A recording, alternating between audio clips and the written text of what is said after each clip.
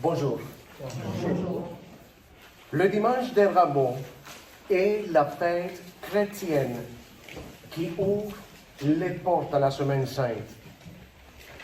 Elle rappelle l'entrée triomphale de Jésus-Christ à Jérusalem, accueilli par une foule agitant des rameaux d'olivier. Nous prendrons nos rameaux pour la bénédiction.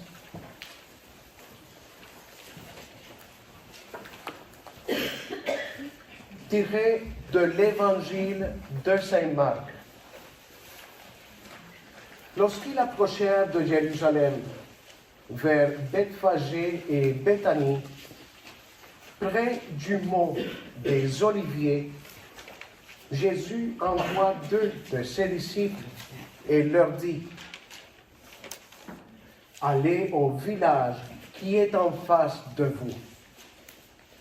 Dès que vous y entrerez, vous trouverez un petit âne attaché, sur lequel personne ne s'est encore assis.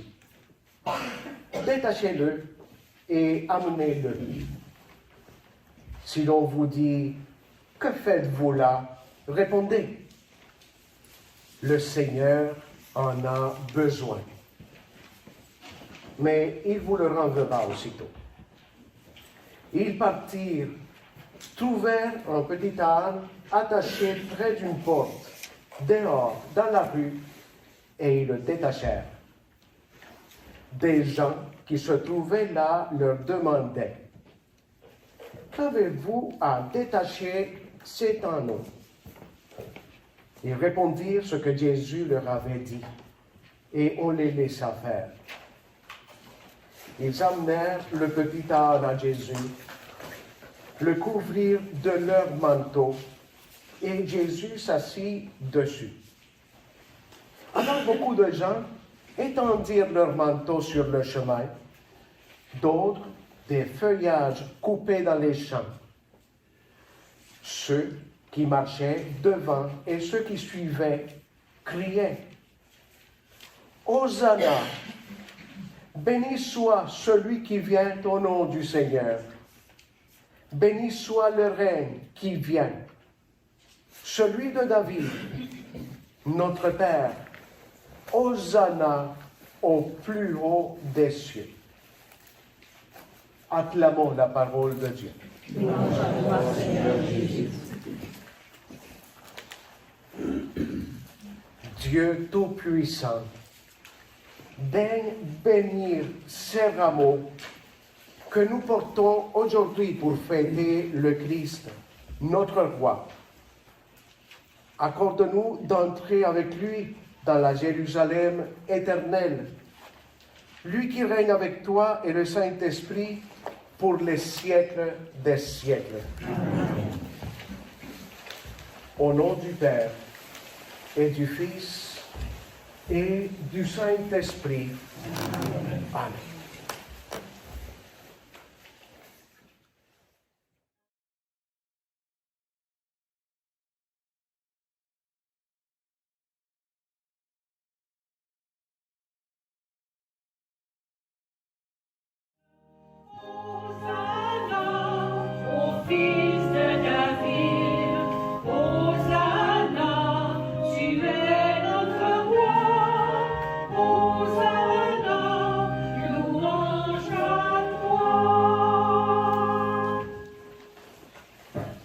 Que le Père, source de toute sainteté, son Fils, relevé d'entre les morts, et l'Esprit Saint, notre soutien, soient toujours avec vous.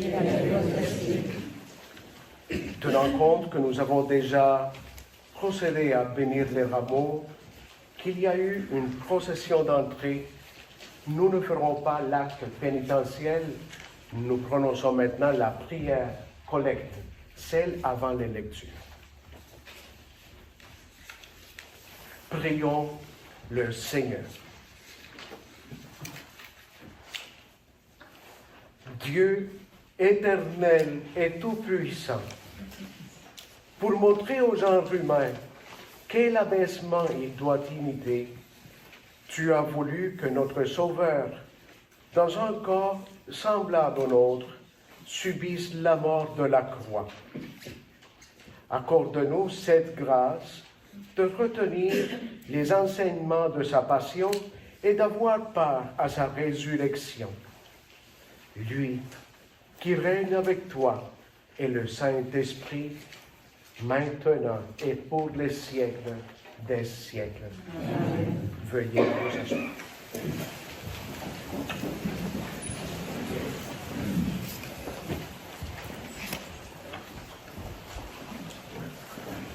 Lecture du livre du prophète Isaïe.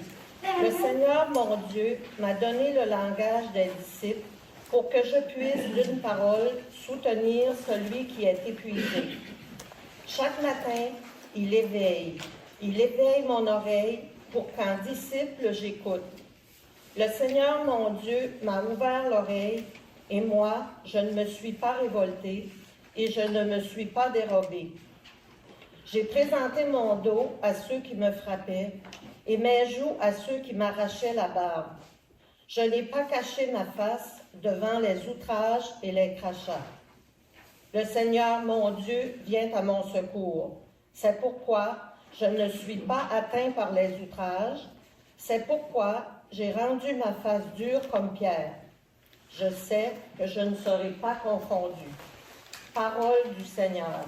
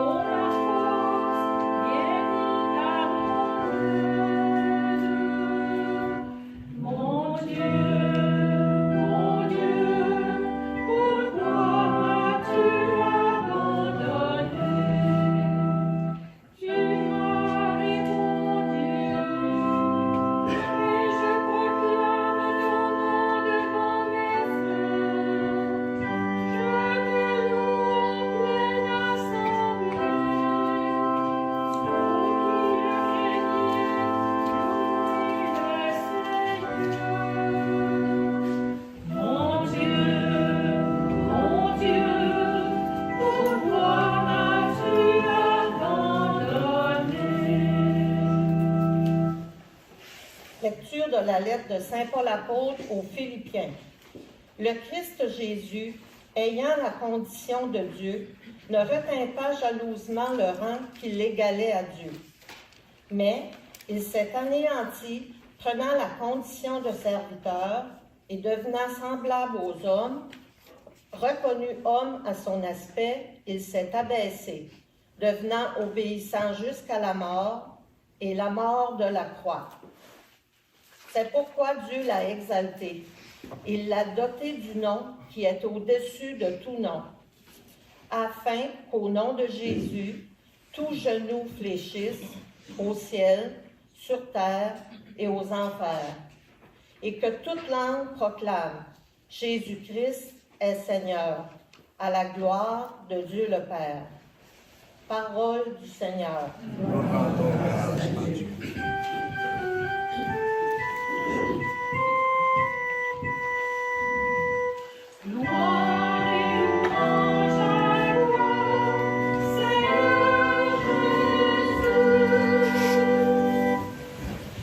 Pour nous, le Christ est devenu obéissant jusqu'à la mort et la mort de la croix. C'est pourquoi Dieu l'a exalté, il l'a doté du nom qui est au-dessus de tout nom.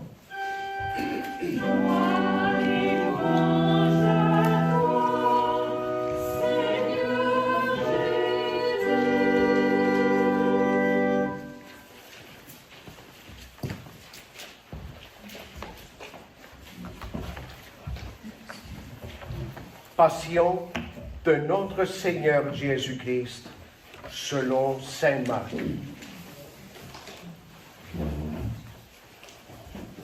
La fête de la Pâque et des pains sans levain allait avoir lieu 2 jours après.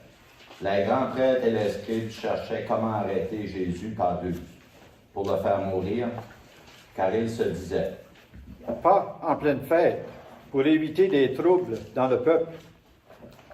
Jésus se trouvait à Béthanie, dans la maison de Simon le lépreux. Pendant qu'il était à table, une femme entra, avec un flacon d'albâtre contenant un parfum très pur et de grande valeur. Brisant le flacon, elle lui versa le parfum sur la tête. Hors de leur côté, quelques-uns s'indignaient. À quoi bon gaspiller ce parfum? On aurait pu en effet le vendre pour plus de 300 pièces d'argent que l'on aurait donné aux pauvres. Et ils la rudoyaient. Mais Jésus leur dit: Laissez-la. Pourquoi la tourmenter? Il est beau le geste qu'il a fait envers moi. Des pauvres, vous en aurez toujours avec vous, et quand vous le voulez, vous pouvez leur faire du bien. Mais moi, vous ne m'avez pas pour toujours. Ce qu'il peut et pouvait faire, il l'a fait. D'avance, il a parfumé mon corps pour mon ensevelissement. Amen, je vous le dis, partout où l'Évangile sera proclamé, dans le monde entier, on racontera en souvenir d'elle ce qu'elle vient de faire. Judas Iscariote, l'un des 12, alla trouver les grands prêtres pour leur livrer Jésus. À cette nouvelle, ils se réjouirent et promirent de lui donner de l'argent. Et Judas cherchait comment le livrer au moment favorable. Le premier jour de la fête des pains sans levain, où l'on immolait l'agneau pascal, les disciples de Jésus lui disent: Où veux-tu que nous allions faire les préparatifs pour que tu manges la Pâque? Il envoie 2 de ses disciples en leur disant: Allez à la ville. Un homme portant une cruche d'eau viendra à votre rencontre. Suivez-le, et là où il entrera, dites au propriétaire: Le maître te fait dire: Où est la salle où je pourrai manger la Pâque avec mes disciples? Il vous indiquera, à l'étage, une grande pièce aménagée et prête pour un repas. Faites-y pour nous les préparatifs. Les disciples partirent, allèrent à la ville, où ils trouvèrent tout comme Jésus leur avait dit, et ils préparèrent la Pâque. Le soir venu, Jésus arrive avec les 12. Pendant qu'ils étaient à table et mangeaient, Jésus déclara: Amen. Je vous le dis, l'un de vous qui mange avec moi va me livrer. Ils devinrent tout tristes, et, l'un après l'autre, ils lui demandaient. Serait-ce moi? Il leur dit: C'est l'un des 12, celui qui est en train de se servir avec moi dans le plat. Le Fils de l'homme s'en va, comme il est écrit à son sujet.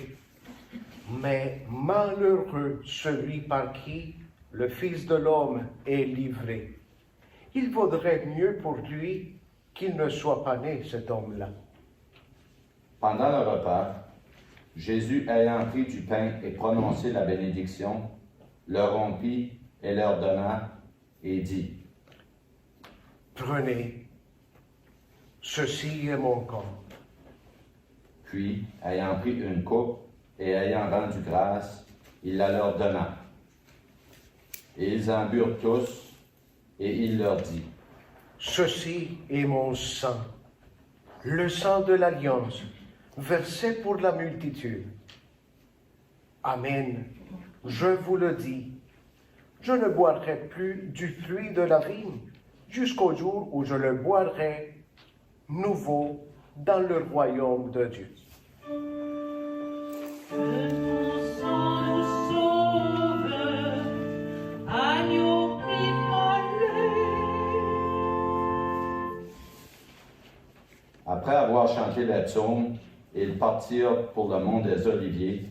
Jésus leur dit, « Vous allez tous être exposés à tomber, car il est écrit, je frapperai le berger, et les brebis seront dispersées.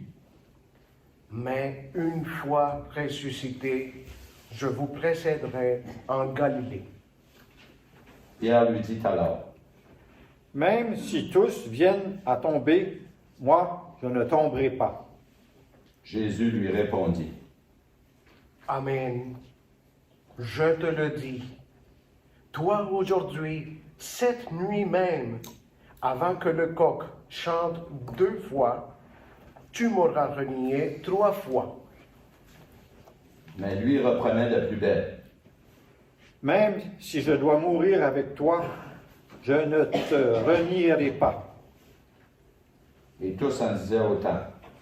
Ils parvinrent à un domaine appelé Gethsémani. Jésus dit à ses disciples, « Asseyez-vous ici pendant que je vais prier. » Puis il emmène avec lui Pierre, Jacques et Jean, et commence à ressentir frayeur et angoisse. Il leur dit, « Mon âme est triste à mourir. Restez ici éveillés. » allant un peu plus loin, il tomba à terre et priait pour que, s'il était possible, cette heure s'éloigne de lui. Il disait, « Abba, Père, tout est possible pour toi. Éloigne de moi cette coupe. Cependant, non pas ce que moi je veux, mais ce que toi, tu veux. » Puis il revint et trouve les disciples endormis. Il dit à Pierre, « Simon, tu dors. Tu n'as pas eu la force de veiller seulement 1 heure. Veillez et priez pour ne pas entrer en tentation. L'esprit est ardent, mais la chair est faible. » De nouveau, il s'éloigna et pria, en répétant les mêmes paroles.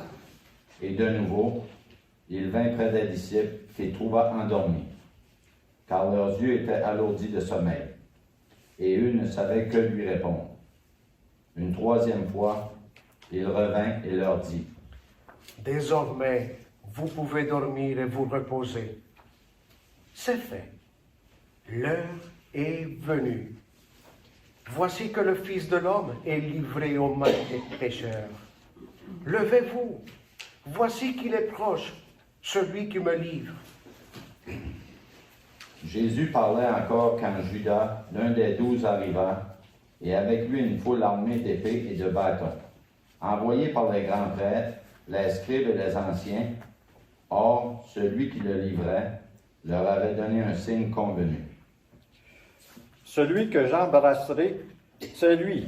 Arrêtez-le et amenez-le sous bonne garde. » À peine arrivé, Judas, s'approchant de Jésus, lui dit, « Rabbi, et il l'embrassa. Les autres mirent la main sur lui et l'arrêtèrent. Or, un de ceux qui étaient là tira son épée, frappa le serviteur du grand prêtre et lui trancha l'oreille. Alors Jésus leur déclara, « Suis-je donc un bandit pour que vous soyez venus vous saisir de moi avec des épées et des bâtons?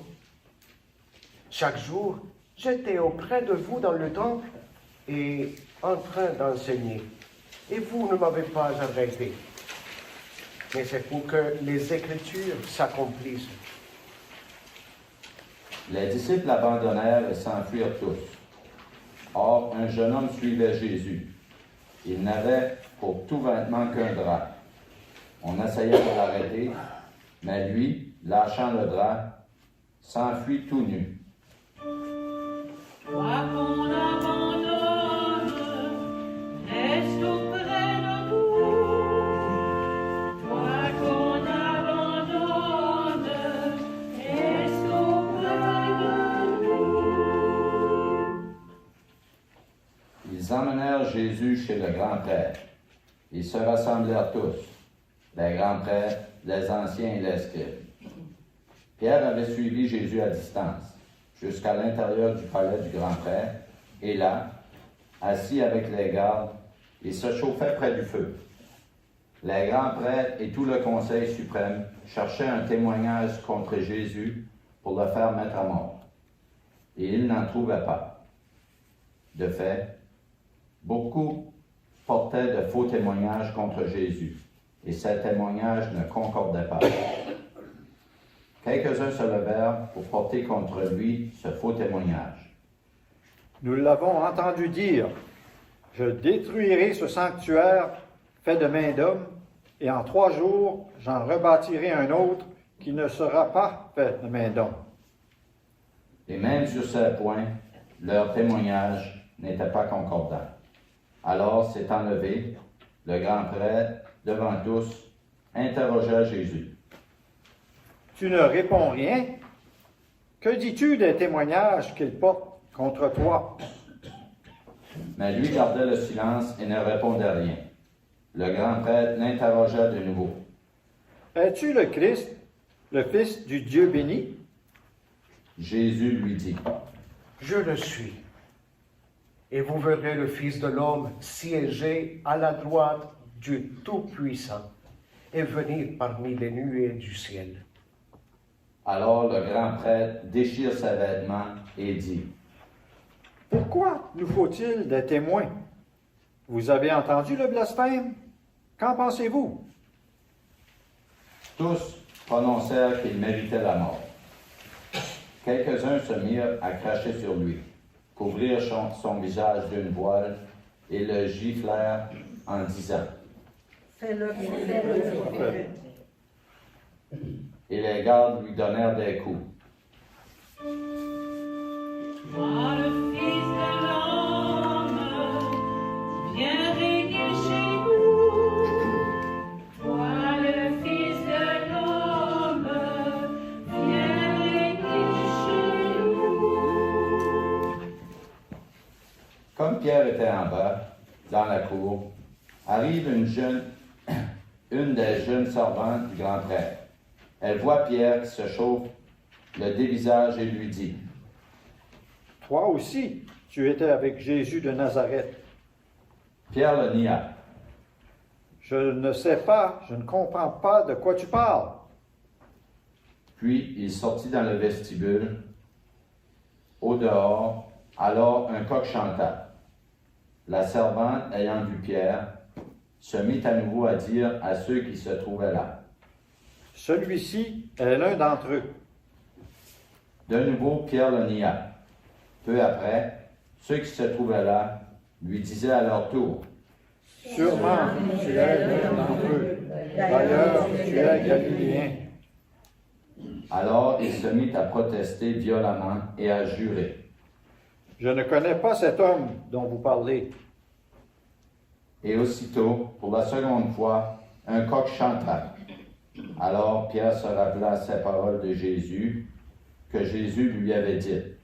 Avant que le coq chante 2 fois, tu m'auras renié 3 fois.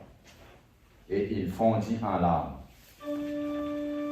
Pleurons nos fautes, prends pitié de nous. Nous pleurons nos fautes,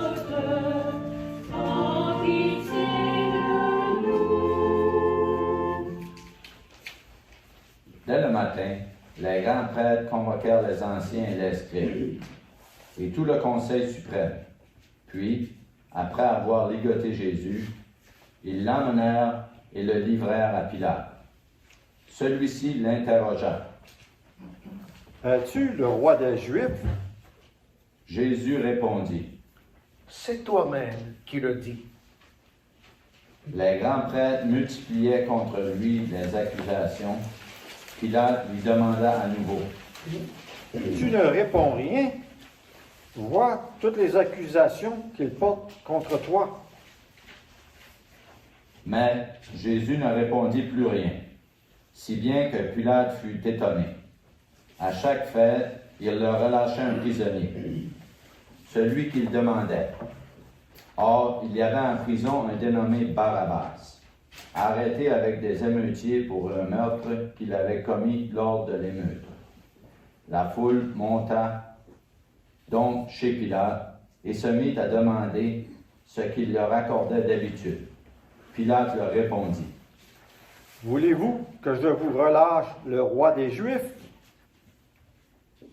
Il se rendait bien compte que c'était par jalousie que les grands prêtres l'avaient livré. Ces derniers soulevèrent la foule pour qu'il le relâche plutôt Barabbas.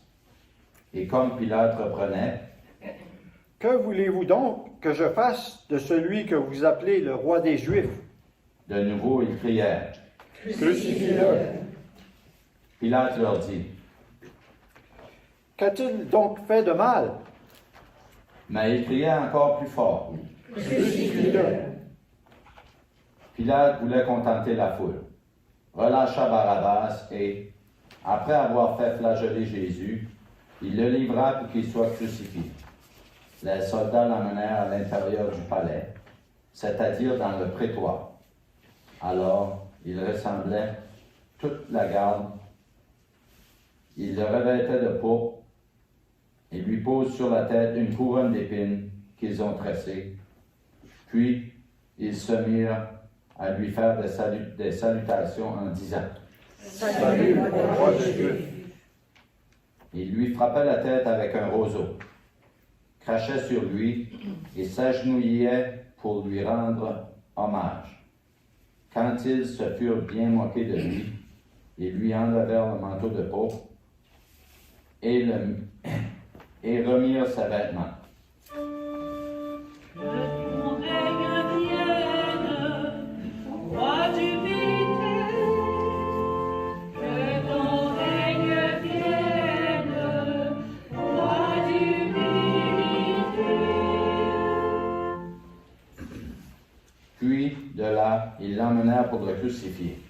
Et ils réquisitionnent pour porter sa croix un passant, Simon de Cyrène, le père d'Alexandre et de Rufus, qui revenait des champs. Et ils emmenèrent Jésus au lieu dit Golgotha, ce qui se traduit lieu du crâne ou calvaire. Ils lui donnaient du vin aromatisé de myrrhe, mais il n'en prit pas. Alors il le crucifie. Puis, se partageant ses vêtements, en tirant au sort pour savoir la part de chacun. C'était la 3e heure, c'est-à-dire 9 heures du matin. Lorsqu'on le crucifia, l'inscription indiquait le motif de sa condamnation, portant ces mots, le roi des Juifs. Avec lui, il crucifie 2 bandits, l'un à sa droite, l'autre à sa gauche. Les passants l'injuriaient en hochant la tête, il disait « Et toi, qui détruis le sanctuaire et le rebâtis en 3 jours, sauve-toi toi-même, descends de la croix. » De même, les grands prêtres se moquaient de lui avec les scribes en disant entre eux « Il en a sauvé d'autres, et il ne peut pas se sauver lui-même. Qu'il descende maintenant de la croix, le Christ, le roi d'Israël. Alors, nous verrons et nous croirons. » Même ceux qui étaient crucifiés avec lui l'insultaient.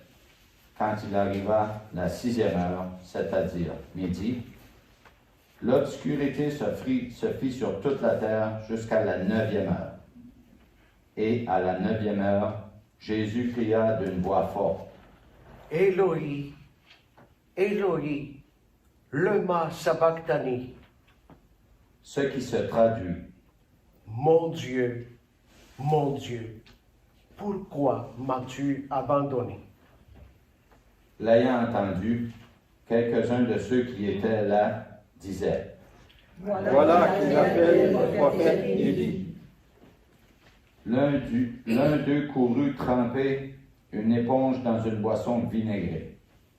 Il la remit au bout d'un roseau et lui donna à boire en disant, Attendez, nous verrons bien si Élie vient le descendre de là. Mais Jésus, poussant un grand cri, expira. Gardons un moment de silence et de révérence.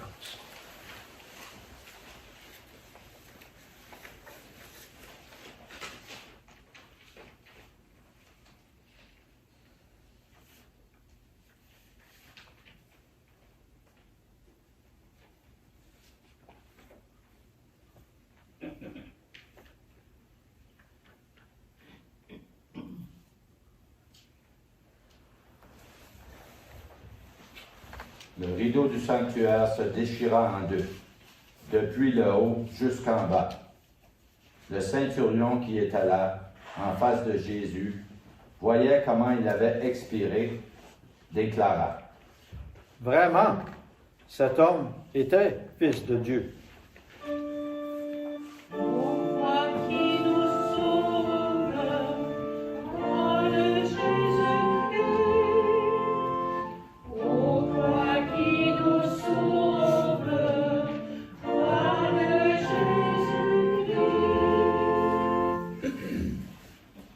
Il y avait aussi des femmes qui observaient de loin, et parmi elles, Marie-Madeleine, Marie, mère de Jacques le Petit et de José, et Salomé, qui suivaient Jésus et le servaient quand il était en Galilée, et encore beaucoup d'autres qui étaient montés avec lui à Jérusalem. Déjà, il se faisait tard, or comme c'était le jour de la préparation qui précède le sabbat, Joseph d'Arimathie intervint. C'est un homme influent, membre du conseil, et il attendait lui aussi le règne de Dieu. Il eut l'audace d'aller chez Pilate pour demander le corps de Jésus. Pilate s'étonna qu'il soit déjà mort. Il fit appeler le centurion et l'interrogea pour savoir si Jésus était mort depuis longtemps. Sur le rapport du centurion, il permit à Joseph de prendre le corps. Alors, Joseph acheta un linceul, il descendit Jésus de la croix, l'enveloppa dans le linceul et le déposa dans un tombeau qui était creusé dans le roc. Puis, il roula une pierre contre l'entrée du tombeau. Or, Marie-Madeleine et Marie, mère de José, observaient l'endroit où on l'avait mis. Viens tomber en terre, promesse de vie. Viens tomber en terre, promesse de vie.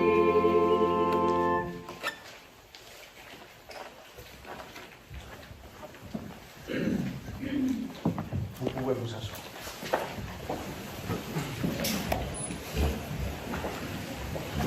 Mon homélie, comme je le fais souvent, est divisée en 3 étapes. La première, la deuxième et la troisième. Première étape.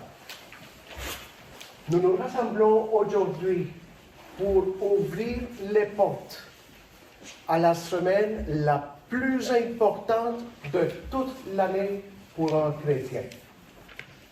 Et ce qui se passe dimanche des Rameaux, jeudi saint dans la dernière scène, vendredi saint dans la liturgie de la mort et samedi uni au dimanche de Pâques dans la veillée pascale et la résurrection, nous ne pouvons pas les considérer comme plusieurs célébrations différentes mais comme une unité.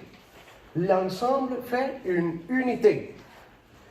Quelle est la raison pour le faire et pour la considérer comme unité et non comme des célébrations séparées. La réponse la donne notre foi chrétienne et nos convictions chrétiennes, lesquelles nous ne croyons pas que le Christ est mort et qu'il est resté mort pour toujours. Nous croyons qu'il a ressuscité. Voilà, nous commençons à découvrir pourquoi que nous ne pouvons pas considérer les célébrations séparées. C'est une unité.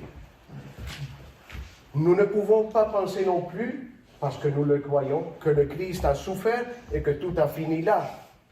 Il a souffert, puis il a donné sa vie. Les célébrations sont enchaînées.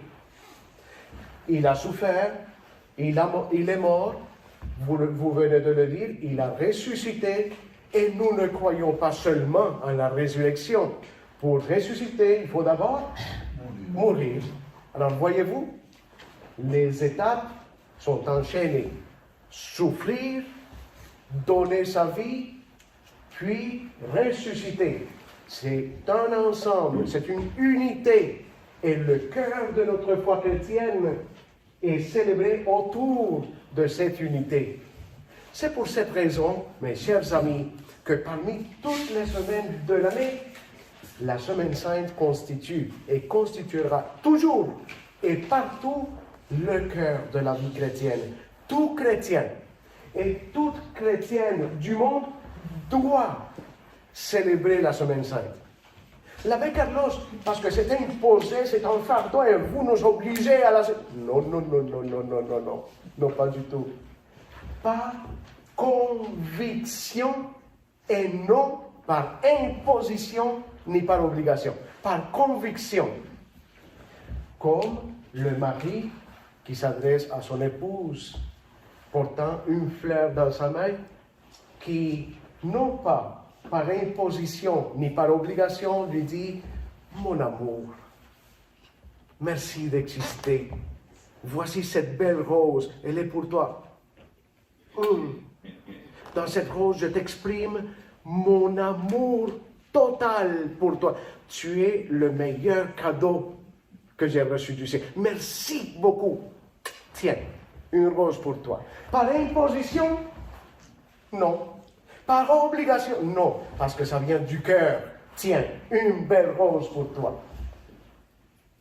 De même, nos célébrations dans le cœur de la vie chrétienne, la Semaine Sainte, nous le faisons, nous procédons par conviction. Nous ne pouvons pas vivre sans le plus beau mystère de notre foi, que notre Maître et Seigneur a souffert pour moi, qu'il a donné sa vie pour moi et qu'il a ressuscité pour moi. Et je le fais par conviction.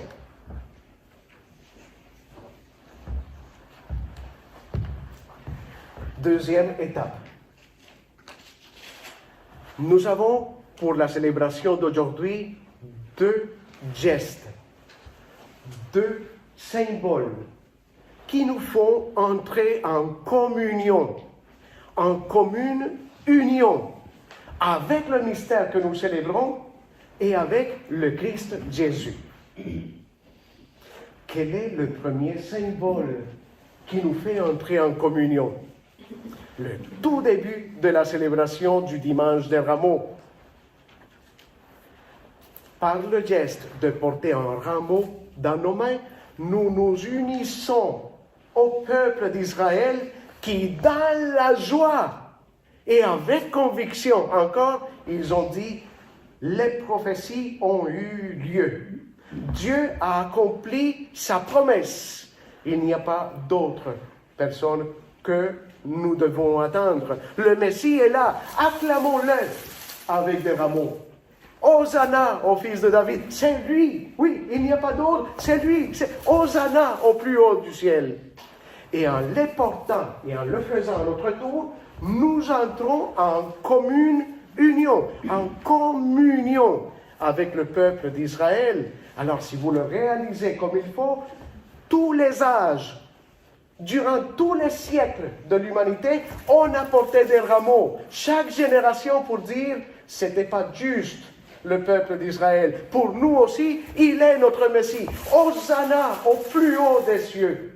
Il est notre joie. Premier geste et premier symbole.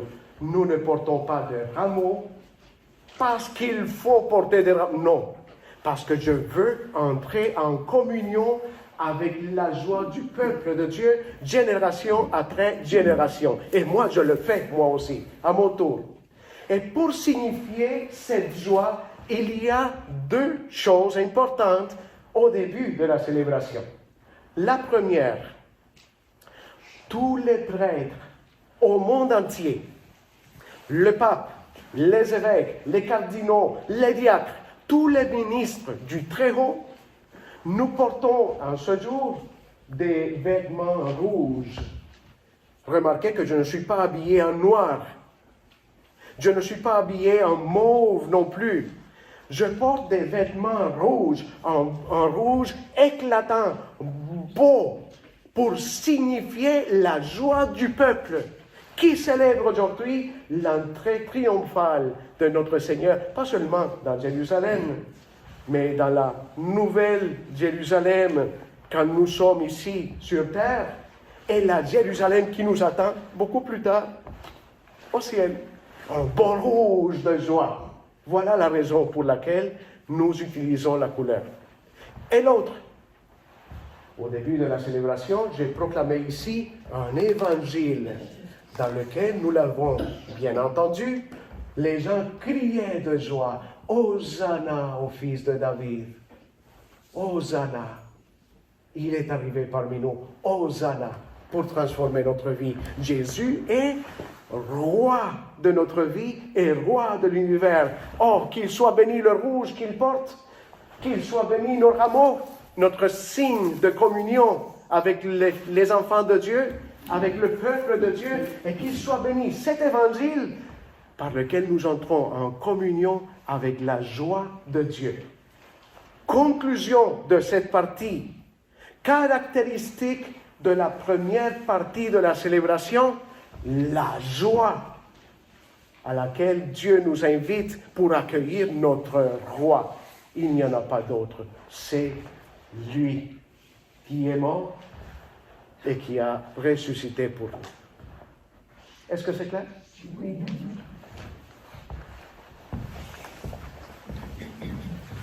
Troisième étape.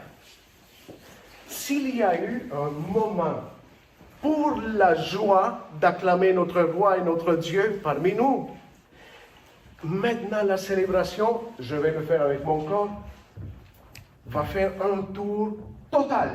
Total. Parce que lors de chaque Eucharistie, il y a un moment où nous célébrons dans la foi, pas comme un symbole, mais vraiment nous le faisons sur l'autel saint de Dieu. Dans le sacrifice eucharistique, il donne sa vie, puis il continue à être ressuscité pour nous. Alors, si la première partie était caractérisée par le bonheur de Dieu et de son peuple, maintenant, la deuxième partie de la célébration est caractérisée par le sacrifice, par la passion et par le deuil. Le deuil, Juan, comment le sais-tu? Ah, nous voulons de proclamer à 3 voix le récit de la passion de notre Seigneur. Et vous voyez, que lors du récit, il n'y avait personne qui le chatouillait. Il a vraiment souffert. Oui. Il a vraiment versé son sang. Oh oui.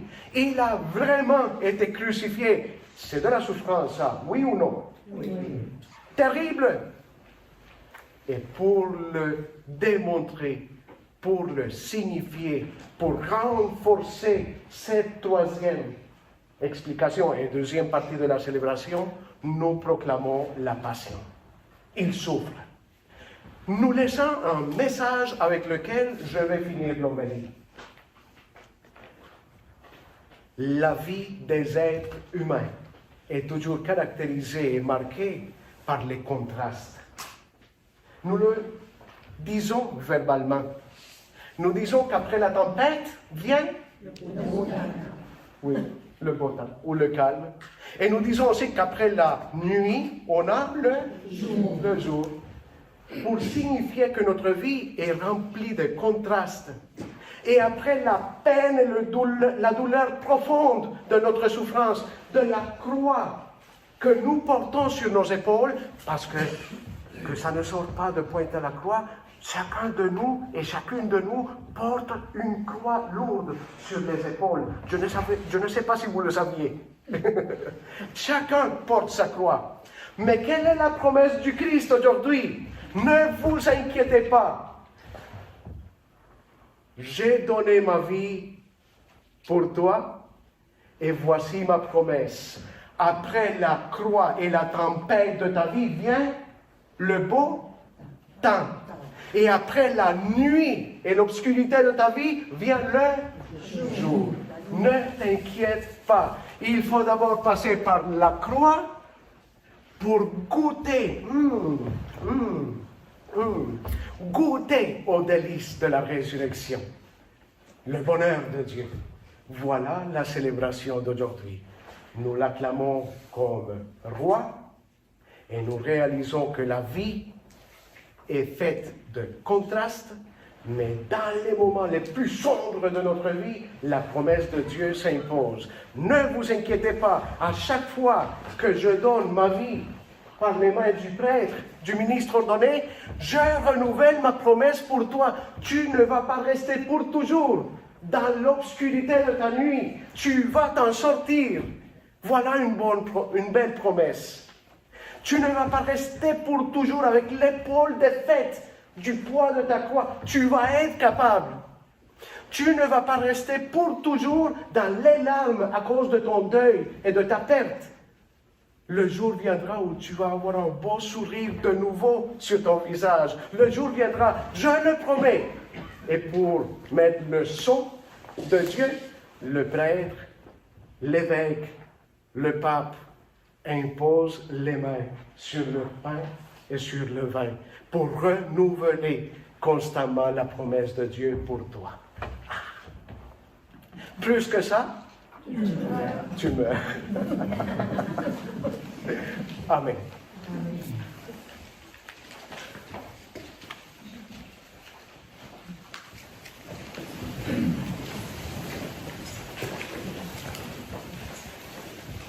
Déposons notre main droite sur notre cœur.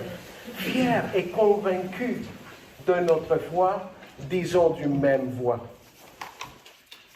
Je crois en Dieu, le Père Tout-Puissant, Créateur du ciel et de la terre, et en Jésus-Christ, son Fils unique, notre Seigneur, qui a été conçu du Saint-Esprit, est né de la Vierge Marie, a souffert sous Ponce Pilate, a été crucifié, est mort et a été enseveli, est descendu aux enfers, le troisième jour est ressuscité des morts, est monté aux cieux, est assis à la droite de Dieu le Père Tout-Puissant, d'où il viendra juger les vivants et les morts. Je crois en l'Esprit Saint, à la Sainte Église catholique, à la communion des saints, à la rémission des péchés, à la résurrection de la chair et à la vie éternelle. Amen. Ma très belle famille, toute vie humaine peut être relevée et transformée par l'exemple de Jésus. Voilà pourquoi nous élargissons notre prière pour y inclure la multitude des besoins et des espoirs des femmes et des hommes de notre temps.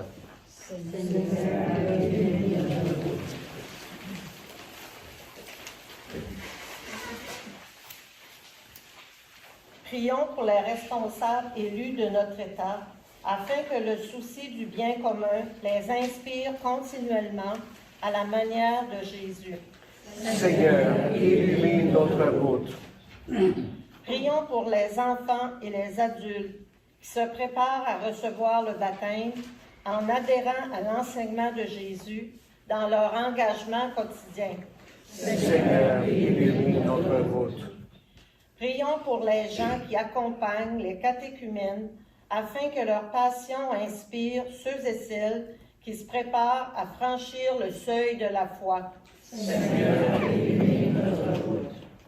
Prions pour notre communauté chrétienne qui célébrera bientôt le mystère de la mort et de la résurrection de Jésus. Seigneur, illumine notre route. Si vous voulez bien prendre la prière, la Providentia. Dieu Père, providence et miséricorde, nous t'implorons. Bénis avec amour ton Église par l'intercession de la Vierge Marie qui est montée au ciel. Accueille dans ta bonté nos prières pour les vocations que tu nous as confiées au grand séminaire La Providencia. Pour notre fondateur, que son cheminement vers la prêtrise et son zèle missionnaire soient toujours sa force. Que son engagement demeure conforme à la volonté de Dieu. Que leur vocation soit inspirée par le cœur du Christ et l'amour inépuisable de la Vierge Marie. Nous te le demandons par Jésus, le Christ, notre Seigneur. Amen. Je vous invite à vous asseoir.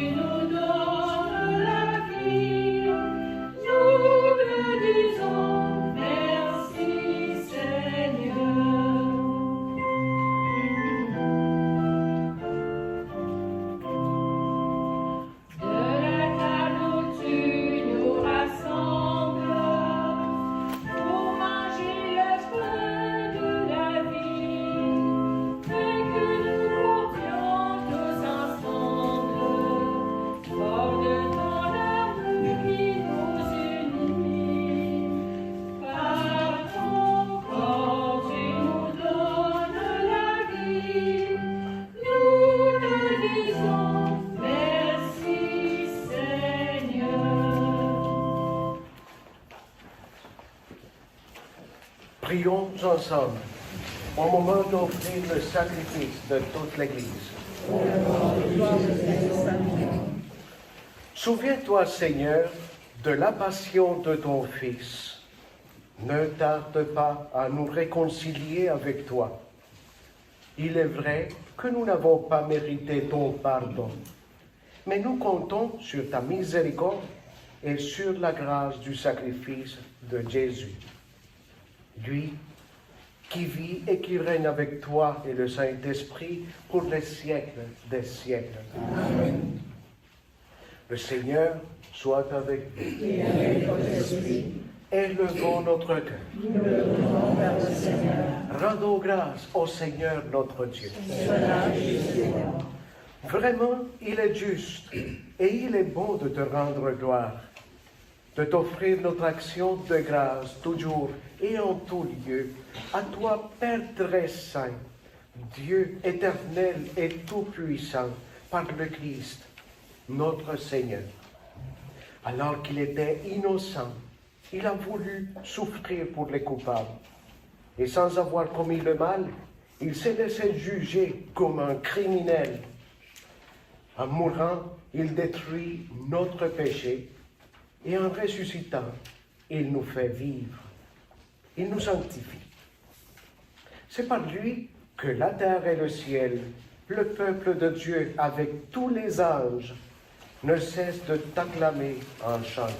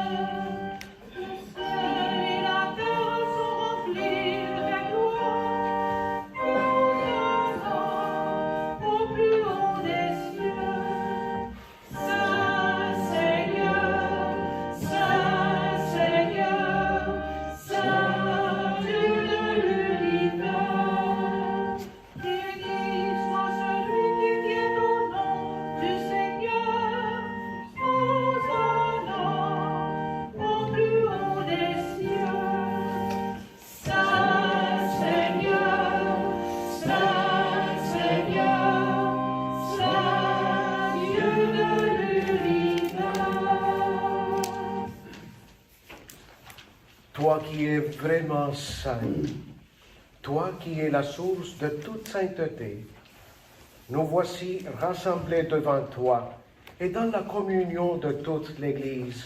En ce premier jour de la semaine, nous célébrons le jour où le Christ est ressuscité d'entre les morts. Par lui, que tu as élevé à ta droite, Dieu notre Père, nous te prions.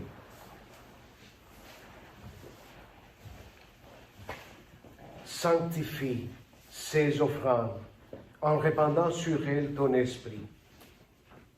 Qu'elles deviennent pour nous le corps et le sang de Jésus le Christ, notre Seigneur. Au moment d'être livré et d'entrer librement dans sa passion, il prit le pain. Il rendit grâce.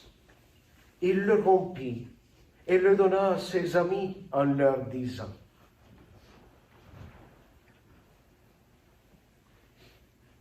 Prenez et mangez-en tous. Ceci est mon corps livré pour vous.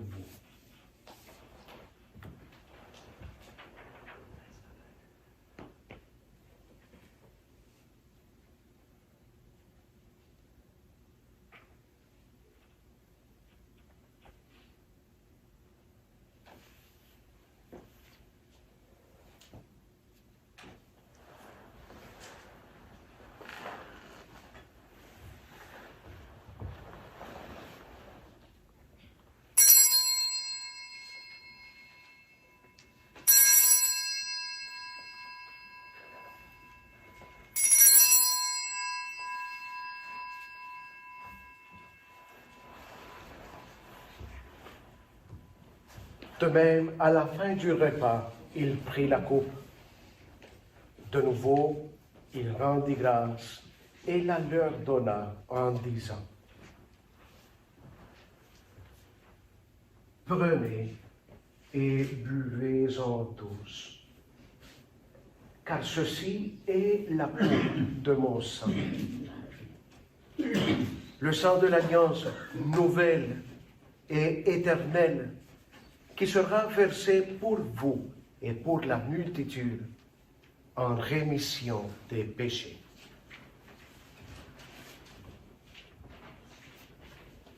Puis il leur dit, vous ferez cela en mémoire de moi.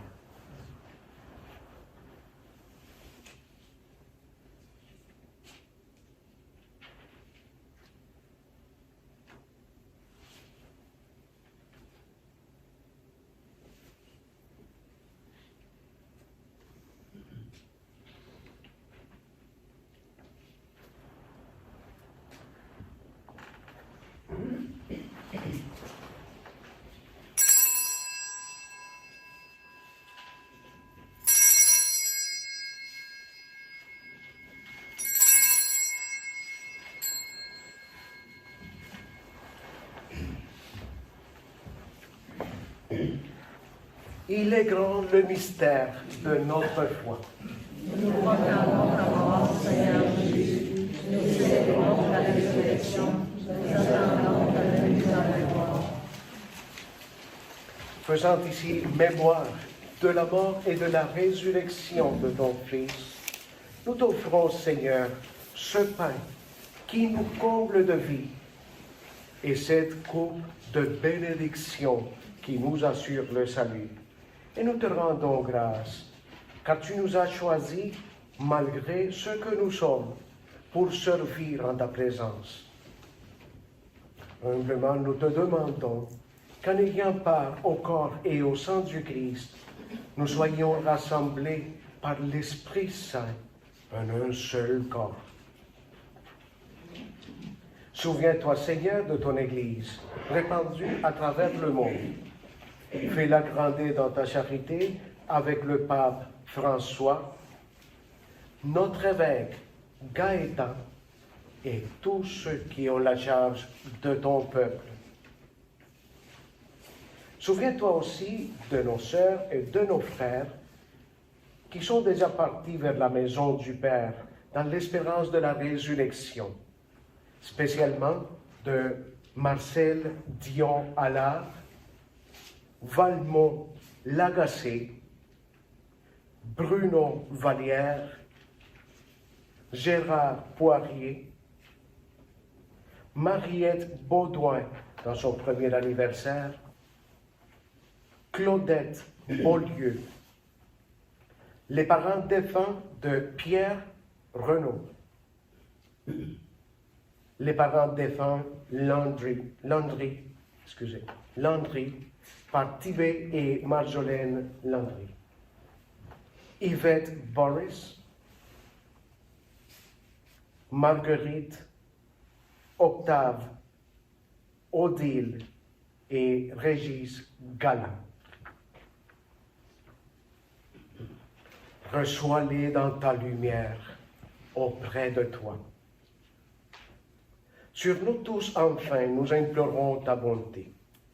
Permets qu'avec la Vierge Marie, la bienheureuse Mère de Dieu, avec Saint Joseph, son époux, avec les apôtres et tous les saints du ciel, nous ayons part à la vie éternelle et que nous chantions ta louange par Jésus-Christ, ton Fils bien-aimé.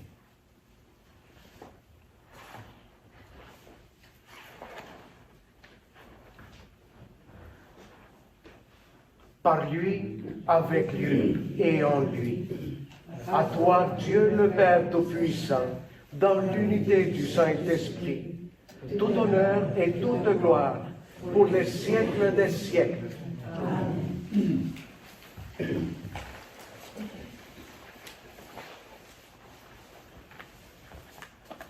Dans cette belle prière, le Notre Père, rendons grâce à notre Dieu d'avoir donné sa vie par amour. Notre Père, qui es aux cieux, que ton nom soit sanctifié, que ton règne vienne, que ta volonté soit faite sur la terre comme au ciel. Donne-nous aujourd'hui notre pain de ce jour. Pardonne-nous nos offenses, comme nous pardonnons aussi à ceux qui nous sont offensés. Et ne nous laisse pas entrer en tentation, mais délivre-nous du mal. Seigneur, Délivre-nous de tout mal et donne la paix à notre temps.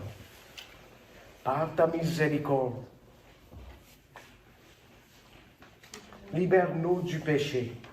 Rassure-nous devant les épreuves dans cette vie où nous espérons le bonheur que tu promets et l'avènement de Jésus-Christ, notre Sauveur.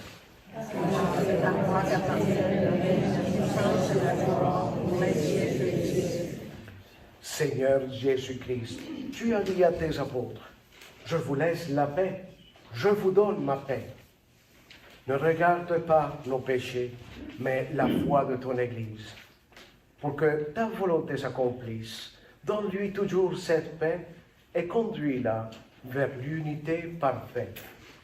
Toi qui règnes pour les siècles des siècles. Que la paix du Seigneur soit toujours avec vous. Avec amour et avec tendresse et joie, offrons-nous un geste de paix. La paix soit avec vous.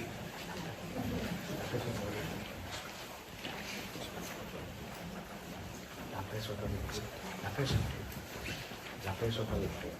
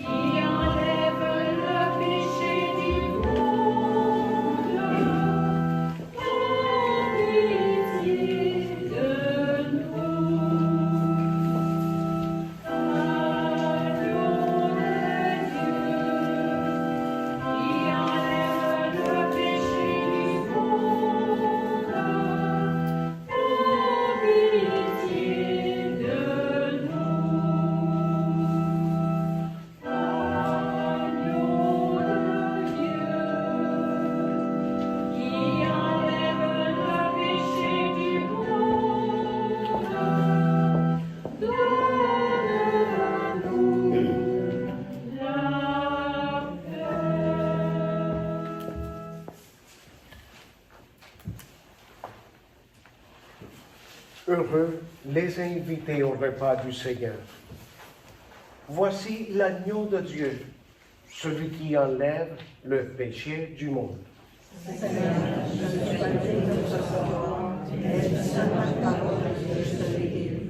Que le corps et le sang du Christ nous gardent pour la vie éternelle.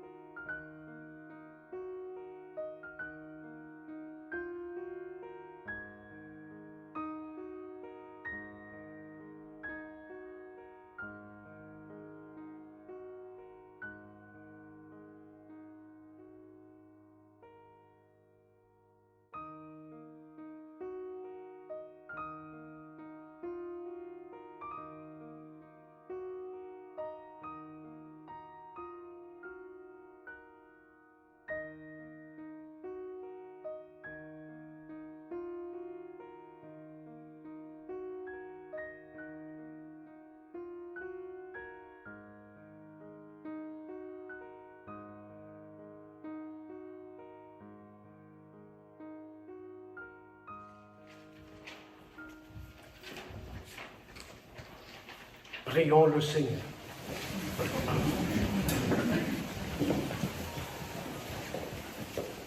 Tu nous as fortifiés, Seigneur, dans cette communion à tes saints mystères, et nous te supplions encore, toi qui nous as donné dans la mort de ton Fils l'espérance des biens auxquels nous croyons, donne-nous, dans sa résurrection glorieuse, de parvenir au royaume que nous attendons. Par Jésus, le Christ, notre Seigneur. Amen. Si vous l'avez remarqué, dans la prière finale, j'ai souligné, en prenant la voix de toute l'Église universelle, que cette communion que nous avons reçue doit faire des merveilles en nous. Voilà l'autre façon d'entrer en communion que je vous ai mentionnée dans l'homélie, en recevant le corps du Christ. L'Église nous propose aujourd'hui une bénédiction solennelle. Après chaque acclamation, je vous invite à répondre « Amen ». Le Seigneur soit avec vous. Et avec votre esprit. Que Dieu votre Père, le Père de toute miséricorde, vous a donné dans la passion de son Fils la plus belle preuve de son amour, qu'il vous aide maintenant à découvrir à son service et à celui de vos frères jusqu'où va le don de sa grâce. Amen. Il vous a donné de vivre en Jésus, qui a subi la mort pour vous sauver d'une mort éternelle. Qu'il vous fasse don de sa vie. Amen. Après l'avoir suivi dans les épreuves, puissiez-vous entrer avec lui dans sa gloire de ressuscité. Amen. Et que Dieu Tout-Puissant vous bénisse, le Père et le Fils et le Saint-Esprit. Amen. Amen. Allons dans la paix du Christ. Je vous souhaite une belle et bonne Semaine Sainte 2021.